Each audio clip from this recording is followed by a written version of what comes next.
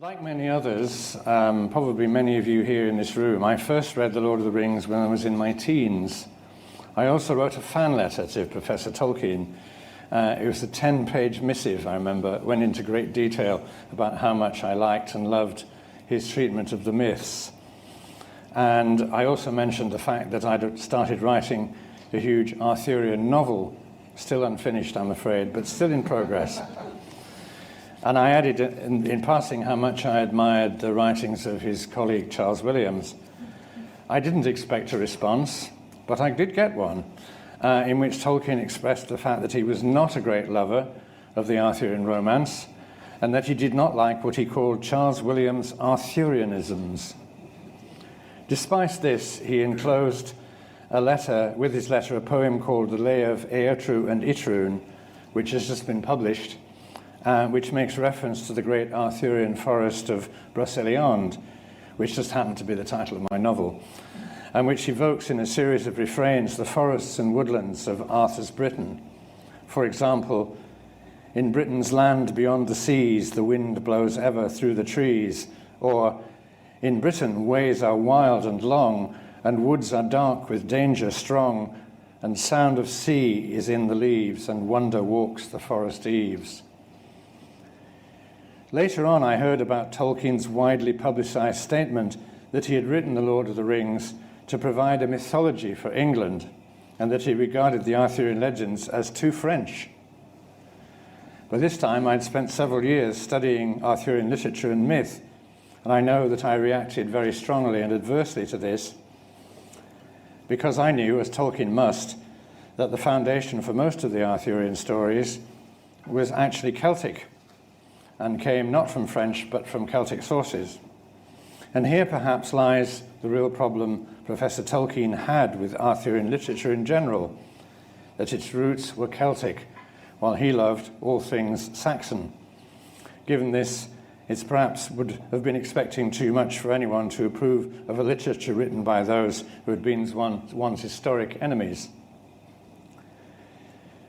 I think since then, every time I've read The Lord of the Rings, and that's quite a few times over the years, I never really stopped looking for Arthurian parallels. I stand with another great British writer, John Masefield, who, like Tolkien, lived in Oxford and wrote of the Arthurian legends shortly before his death. Has not the time come for a remaking and a reissue of the Epic of Arthur by a body of good scholars and writers? Is not the time ripe for an authorized version using old poems and fables little used by or unknown to Malory? It is our English epic. We ought to make more use of it than we do. Tolkien did not, nor would he have wished, I think, to do any such thing, but he embedded so many Arthurian echoes in his books that he did go some way towards it. I could say a lot about Arthurian references in Tolkien, including the Merlin-like character of Gandalf, Aragorn as Arthur, and so on, not to mention the very strong parallels between the character and situation of King Theoden and the wounded king of the Grail romances. Both are failing physically and as kings, and both have those who speak and act for them.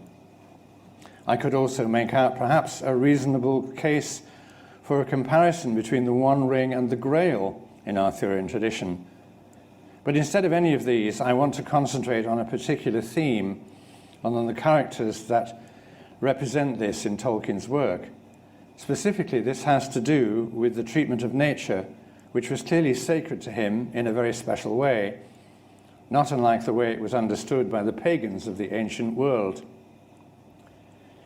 Despite Tolkien's dismissal, or should one perhaps say distrust, of Arthurian literature, he had himself begun a long poem, The Fall of Arthur, which was only published last year, in which he once again evoked the forest, Mirkwood, familiar to us from The Lord of the Rings. Thus at last they came to Mirkwood's margin, under mountain shadows. Waste was behind them, walls before them. On the houseless hills, ever higher mounting, vast, unvanquished, lay the veiled forest. Dark and dreary were the deep valleys, where limbs gigantic of lowering trees in endless aisles were arched o'er rivers, flowing down far from fells of ice. Wolves were howling on the wood's border. Cold blew the wind, keen and wintry, in rising wrath from the rolling forest among roaring leaves. Wonderful stuff. At around the same time that he wrote this, he was working on the editing of one of the most famous English Arthurian romances, an edition which is still widely used to this day. I refer, of course, to his edition prepared with Professor E.V. Gordon of the medieval poem Sir Gawain and the Green Knight. We also have Tolkien's own translation of this, which was published posthumously. Though he refused to speak of them in any detail, Tolkien acknowledged in the introduction to the poem the presence of ancient rituals, pagan divinities of the sun, fertility, and of the dark and the underworld in the most wholly lost antiquity of the north and of these western isles. But were they really lost, either in reality or in Tolkien's mind? I think not. It struck me long since that there were some very interesting parallels between one of the characters in this poem and one of the leading characters in The Lord of the Rings. But let me begin, for the benefit of those who are not familiar with it, with a brief summary of the poem. Sir Gawain and the Green Knight was written by an anonymous author living in the Midlands somewhere around 1400. It tells the story of what happens one Christmas at Camelot when Arthur and the knights of the Round Table are sitting down to supper. Just as they are about to eat, thunder rolls and lightning flashes, announcing the appearance of a strange figure that confronts the king and his men, announcing that he is the Green Knight. He is indeed a most terrifying being. His skin and hair and his enormous bushy beard are green, as is his horse, his armor, and everything about him, except for his eyes, which are red. Over his shoulder he carries a huge axe, and in his other hand a club of green holly. The Green Knight challenges Arthur and his men, addressing them in slighting tones and suggesting they play a Christmas game with him, assuming that they have the courage to do so. The nature of this game is that he will allow any man there to strike a blow with his great green axe, on the understanding that they will afterwards accept a return blow. Understandably, perhaps, Arthur hesitates before accepting this curious challenge, and in that moment his nephew, Sir Gawain, leaps up and offers to undertake the challenge on his behalf. The scene proceeds as follows. The Green Knight dismounts from his horse, hands his axe to Gawain, who raises it and strikes off the Green Knight's head. However, instead of falling, the body of the Green Knight marches across the hall, picks up the severed head and holds it aloft, at which point the lips move and announce that he will expect Sir Gawain in 1 year's time at the Green Chapel, where he will receive his return blow. The Green Knight then mounts his horse and, still carrying the grisly severed head, departs from the hall. Well, a year passes and Gawain sets out in search of the Green Chapel, within a few days of the allotted time, as it takes him a whole year to traverse Britain, and particularly in the winter days. He arrives at a castle and is made welcome by the rough and boisterous Lord Bersilac and his beautiful wife. When he reveals that he is searching for the Green Chapel, Gawain is told that it lies close by and that Sir Bersilac will provide a guide to show him the way. Meanwhile, he insists that Gawain remains at the castle to rest and be entertained. During the next 3 days, we are treated to a detailed account of Gawain's stay at the castle. Each morning, Sir Bersilac announces that he will go hunting and offers to exchange any prize that he acquires with his guest. And each day, once the Lord has gone, Gawain is visited in his room by Lady Bersilac, who attempts to seduce him.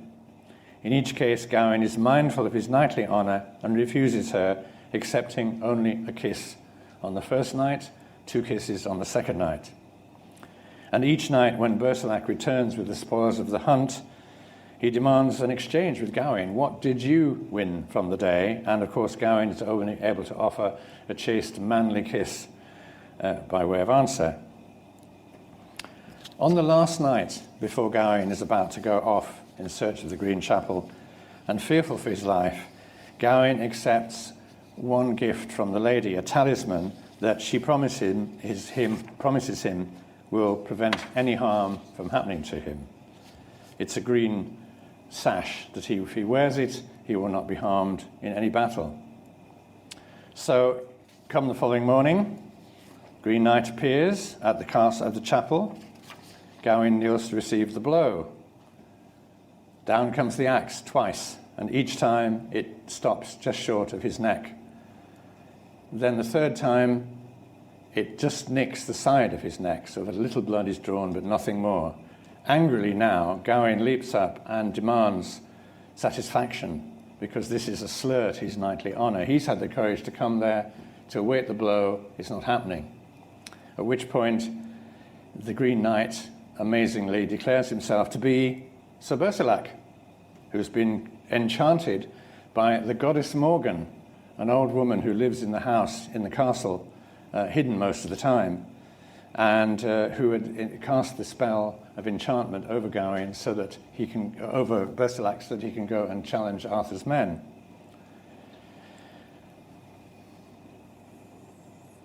Gawain accepts this and decides that when he gets back to Arthur's court, he's going to wear the green sash forever as a token of how he almost failed, but didn't quite.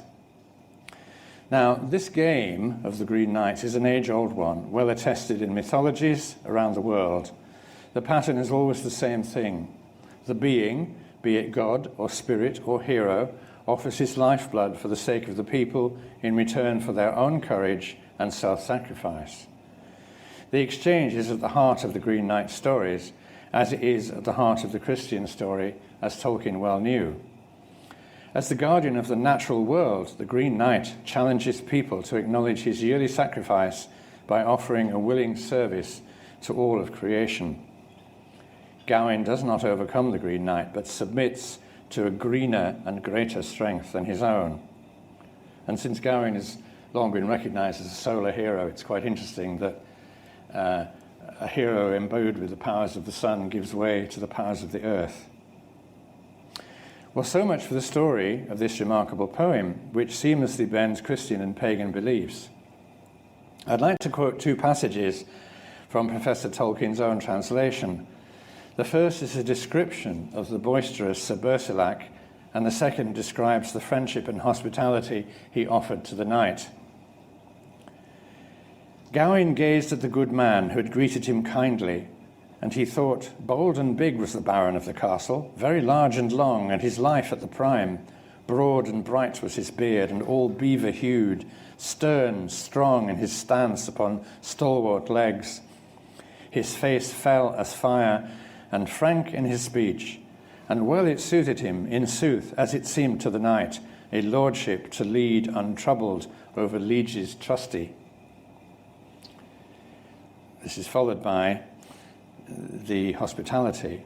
They took him in between them, and talking, they led him to a fireside in a fair room, and first of all called for spices, which men sped without sparing to bring them, and ever wine therewith well to their liking. The Lord for their delight leapt up and full often, many times merry games being minded to make. His hood he doffed, and on high he hung it on a spear, and offered it as an honour for any to win, who the most fun could devise at the Christmas feast. And I shall try by my troth to contend with the best ere I forfeit this hood, with the help of my friends. Thus with laughter and jollity the Lord made his jests to gladden Sir Gawain with games that night. And I think that anyone here who is familiar with Lord of the Rings may already guess where I'm going with this. But here is a quotation from the Lord of the Rings. There was another burst of song, and suddenly, hopping and dancing along the path, there appeared above the reeds an old battered hat with a tall crown and a long blue feather stuck in the band. With another hop and a bound there came into view a man, or so it seemed. At any rate, he was too large and heavy for a hobbit, if not quite tall enough for one of the big people, though he made noise enough for one, stumping along with great yellow boots on his thick legs, and charging grass and rushes like a cow going down to drink. He had a blue coat and a long brown beard. His eyes were blue and bright, and his face as red as a ripe apple, but creased into 100 wrinkles of laughter. In his hands he carried a large leaf, as on a tray a small pile of white water lilies. This is, of course, a description of the redoubtable Tom Bombadil, one of Tolkien's most unforgettable characters. He is described as the eldest, the oldest of the old, the master of wood, water, and hill, and is represented as a spirit so powerful, so potent, and so ancient that not even the all-powerful ring can affect him. His hospitality to the hobbits on their journey reflects the hospitality of Berserlac to Gawain, also setting out on a life or death journey. Of course, I'm not saying that Tom Bombadil is the Green Knight, merely that the one may have influenced the other. Though they are not alike in appearance, they are alike in character. Tolkien himself, in various letters, admitted that he was reluctant to explain Bombadil and even professed not to fully understand him. But there's more to it than this. Bombadil, along with the Ents, is very clearly an embodiment of the natural world, which Tolkien represented as being in a perilous state. In this alone, Tom resembles the Green Knight, but the Green Knight, as perhaps is Old Tom, is an aspect of one of the most ancient and potent symbols of the natural world that mankind has ever produced. You can find this character represented in carved heads found in Middle Eastern temples, in some of the most characteristic imagery of the classical world, and throughout the folklore traditions of Europe, and in the figure of the Green Knight. But by far the most significant appearance of this figure is the extraordinary carvings found within the medieval cathedrals and churches of Europe. Known as foliate heads, these carvings represent humanoid faces that seem to be made from leaves, seem to be disgorging greenery from their mouths, eyes, nostrils, and ears.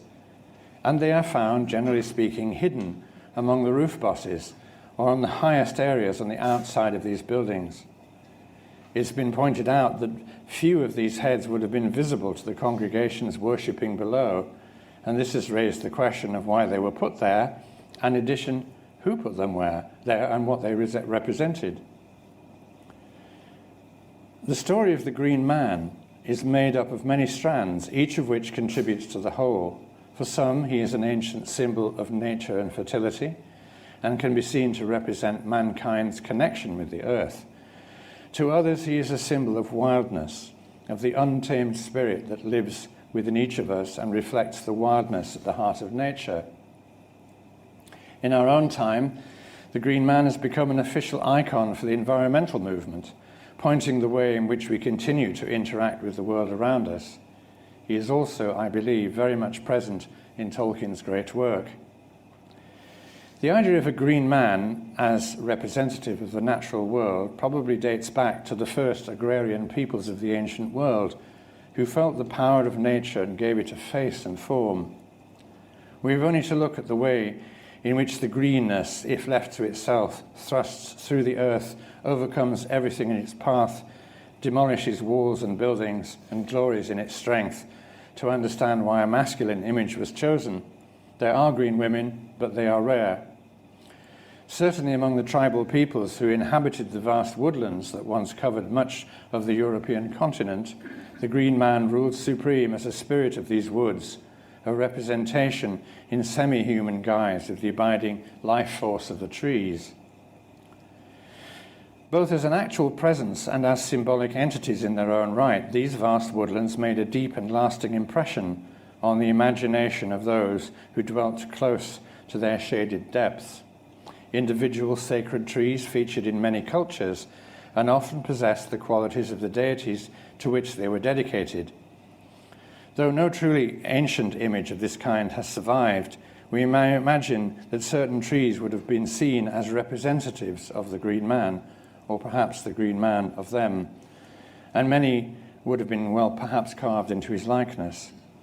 But even if this were not the case, the connection between trees and the sustaining of the world provided links with the energy of nature represented by the Green Man. For the Norse people, the entire world was founded on the roots and branches of the world tree Yggdrasil, while in ancient Ireland, the great yew, Eomugna, was considered a source of druidic and territorial power. In the Mediterranean world, the cult of the dying and rising god Attis, himself a type of green man, was represented by a pine tree which was carried in procession during religious festivals. In a severely deforested world, it is hard to imagine just how dense our woodlands once were. Forests were places of awe and mystery into whose depth few would venture during the day, although the resources of the woodshore were useful to those who lived nearby. In northwest Europe, these dense forests often contain groves of sacrifice and of spiritual mystery. From trees in the groves dedicated to the Norse cult of Odin, both human and animal offerings were hung, indicators of the powerful forces of the ancient forest gods. The oak groves of the Celtic world were the haunt of strange forest beings and awesome tree spirits, their mysteries known only to the Druids, whose knowledge and understanding of the natural world was second to none. Now, all of this may seem a long way away from Tolkien, but it's not. Tolkien's description of Fangorn and of its mysterious tree herds, the Ents, a name found in Norse myths, by the way, and not coined by Tolkien, were very clear. Let me quote you another passage. They found that they were looking at a most extraordinary face. It belonged to a large, man-like, almost troll-like figure, at least 14 feet high, very sturdy, with a tall head and hardly any neck. Whether it was clad in stuff like green and grey bark, or whether that was its hide, was difficult to say. At any rate, the arms, at a short distance from the trunk, were not wrinkled, but the lower part of the long face was covered with a sweeping grey beard, bushy, almost twiggy at the roots, thin and mossy at the ends. But at the moment the hobbits noted little but the eyes. These deep eyes were now surveying them, slow and solemn, but very penetrating. They were brown, shot with a green light.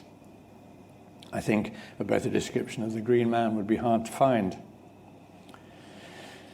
There is a degree of wildness, a depth in Treebeard and the Ents which can be released, as we see in the destruction of Isengard. And this too is present in the many forms of the Green Man. You can see it in the leaf mask carvings discovered in the Middle Eastern cradle of civilization, which leads us neatly to the Sumerian epic of Gilgamesh, dating from 700 BC, where we encounter a figure who represents just such a power. Enkidu, a wild and primitive being whose great strength and passionate soul embodies the energy of nature itself. Jealous of his power, the gods condemn Enkidu to die, prompting his friend, the hero Gilgamesh, to undertake a journey to the other world in search of a cure for death itself, a plant called the old man has become a young man again. Although Gilgamesh finds the plant, he loses it again to a serpent, which at once sloughs its skin in a symbolic image of rebirth. In the poems that make up the Gilgamesh epic, Enkidu represents an overflowing life force, wild and untamed. He stands out as one of the oldest representations of the potent energy of the Green Man that was to reappear later during the Middle Ages in the figure of the Wild Man, who represented a return to the idea of living closer to the natural world. Wild men and women and children were represented in the artwork of the time as actually being covered in leaves which grew on them rather than being worn. They lived wildly in the woods, they ate from whatever they could find, and they weren't very friendly. Though considered barely human, the wild men and women represented a return to nature long before Rousseau proposed it. In the classical world, we find references to older, wilder forces than the ordered deities of Mount Olympus. Just as among the Celtic peoples, every tree, stream, hill, and grove had its own dyad, nymph, and tutelary spirit. The god Pan, whose name means universal, was a major deity of nature. As the protector of the wild, he could appear anywhere in the natural world. Those who came across him at lonely, unfrequented places were said to be consumed with panic at the sight of him. This experience of solitude, of a numinous sense of wild, God-filled nature, is one seldom experienced in a world that has tamed so much of the earth. But Pan could not be tamed or controlled any more than Dionysus or his Roman equivalent Bacchus could be made to obey the desires of his followers. The wild green power of Dionysus, like that of Pan, overcame the ordered world of humanity in much the same way that plants penetrate concrete. His growths overwhelm man-made structure, and his ferment enters into the human body so that we can experience for ourselves the ecstatic life of plants. Both gods represent an energy that is an essential aspect of the green man. To my mind, the character of Treebeard in Tolkien's epic is a significant addition to this list of gods, goddesses, and heroes. I asked a question earlier, why was the green man almost hidden among the roof bosses and far up on the outer walls of the churches and cathedrals of Europe? During the Middle Ages, woodlands were managed and coppiced to provide cover for deer and sport for the nobility. Forests were administered by royally appointed foresters and woodwards and became forbidden to ordinary people. Excuse me. But the loss of the forests and the building of the great cathedrals happened at the same time. The early church fathers, perhaps with reason, were suspicious of the woodland and what went on there, as well as what inhabited them. This despite the fact that it was partly an acknowledgement of the importance of the ancient treescapes, that so much of the architecture of medieval churches was designed to make them look like stone forests. To see this, you only have to look at the writings of the 13th century theologian Honorius of Autun, who in his detailed description of the symbology of the church and every aspect of the Mass said that the pillars were trees and that beyond the pillars you could see the stars. So it's not really surprising to find the green man there. His presence was too deeply embedded in the consciousness of the ordinary people to be forgotten. I always like to think of the masons who carved those, sitting up in the top of the church and carving these wonderful faces, many of which are leering or pulling faces or thumbing their noses down at the congregation below, who would not have been able to see them because there was no electric light. So, of course, wasn't until later that many people actually realized they were there. But other factors underlie these carvings. The dependency upon the harvest had not yet been replaced by modern methods of preservation and freezing. If the harvest failed, so did life. No one was exempt, lord or ordinary person. The great cathedrals entailed the cutting down of prime trees to provide scaffolding for the huge stones to be raised. This enormous undertaking required its own harvest of men, skilled craftsmen who learned their trade through the respect of their materials, stone, iron, and wood. It was they who carved the foliate heads and placed them high above the heads of the worshippers. Like all men engaged in dangerous work, they needed their talismans, carving their protectors in places of honor in acknowledgement of their powers. Were they aware, perhaps, of the hubris of climbing higher than the tallest trees, even in the service of God's glory? Lest the woodland spirits be offended, their green images were set higher than the holy images upon the altar. Ideas and realizations of this kind passed into the folk life and customs of ordinary people, along with the distant memories of devotion to the power of nature. Scraps of lore and imagery became embroiled in dance, in folk plays, stories, song, and legend, underpinning the traditions of a world that still acknowledged the presence of the green man, despite an increasing sense of separation from nature. But the story doesn't end there. The green man has continued to reappear throughout the ages, reflecting, in a way, he is represented in the forms he takes, the changing relationship of humanity with nature. And often, and not at all surprisingly, considering our constant attempts to subdue the earth to our needs, he comes as a challenger, seeming at times more than a little threatening. Yet beneath this fearsome aspect lies an unquenchable fountain of delight, which finds outlet in many ways, notably the exuberant festivals of May Day and Midsummer, which continue to be celebrated in our own time and which become at times an all-out honouring of the Green Man in his many forms. Like many other gods of the ancient world, the Green Man is ever present in the cycle of the growing year. He makes his youthful appearance amid the first green unfurling of spring, growing sturdily into the full panoply of summer manhood before beginning his descent into the rich reds and browning tints of his autumn age. As the bare, withered branches of winter reveal the skeletal woods, he is still present in the evergreens of the forest. The Green Man is thus a constant companion throughout the year, and his presence is acknowledged as in the many festivals that celebrate the turning of the seasons. From earlier times, rituals designed to ensure that the yearly cycle continued supported the ancient pattern of planting, growth, and harvest. At one time, sacrificial offerings, some human, were made to appease the gods of the natural world and ensure the health and fertility of the earth. In many parts of the world, especially throughout the Mediterranean, vegetation and harvest cults sprang up with their attendant mysteries of the dying and rising god. One of the most widespread stories focused on the sacrificed god king, sometimes called the King of the Wood or Rex Nemorensis, a man chosen to reign for a year, then killed, his slayer taking over his role for a further 12 months. This is once again going back to the original underlying story of Gawain and the Green Knight. A variation of this theme incorporated a ritualized battle between the king and his successor, now identified as kings of summer and winter, for the possession of the Maiden of Spring. These three characters reappear in literature and folklore all over the world, and in each case, if we look closely, we can see the face of the Green Man and woman peering out from behind them.